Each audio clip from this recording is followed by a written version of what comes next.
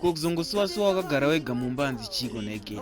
Asha, namo dzacho mahwani shamwari. Kungozamawo kuti Mwari wandibatsira. Sahwira wangu ka.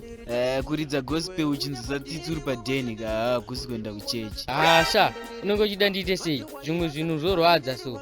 Nditaurire ka wangu, ndini munhu wacho, taura zvese.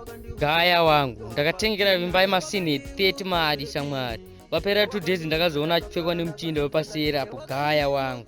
Ukuona chika wangu, zvekupa baby something richibva raenda nopamwe mukomana ka. Zvinotangira pauri. Bvunza kana Satana nokudzwa kuti Eve akaita sei. Semu, ndozvaunobhohwera izvozvo. Kuti undinyaradzewo wakusasa zvana Satani nana Eve vaita sei kuiva. Ukuona chika Sahwira.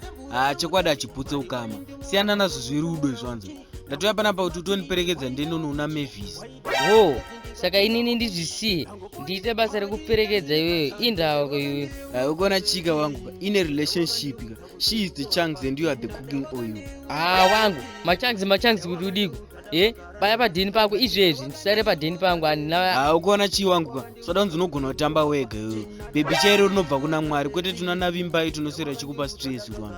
Asha, siyana neni wangu. Siyana nelife yangu. Aiyo shayo, problem yenyu ndekuti hamugoni kunamata mimi. Munotokundwa kana nehuku. Iwe, jonge makuseni paipa rechikokoridza rechitenda una Mwari kuti vakaripa mukadzi asina bhurugu wangu. Wangu, chiko newewe uko iwewe. Usasaize vanhu wangu. Ndezvako izvo.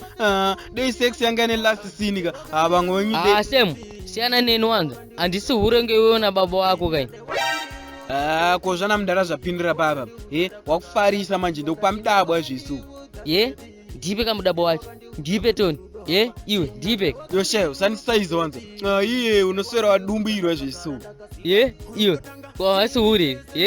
Last week wakabatwa karana maidhenzi ngowani. Ayoshayo, handi maidhenzi mukadzi wavo wekutanga here. Zvebasa rei iwe. Hata hachazi mukadzi wavo. Saka kuhura wangu. Sha, chero zvikanzi vanhu varambana ka. Baba vemwana vagara nongopuwawo 1 round kuita kuti mwana apase chikoro. Dewagandiudza kuti rudo hapachina, dewagandiudza baby, dewagandiudza ndakagara ndakasiwa ndati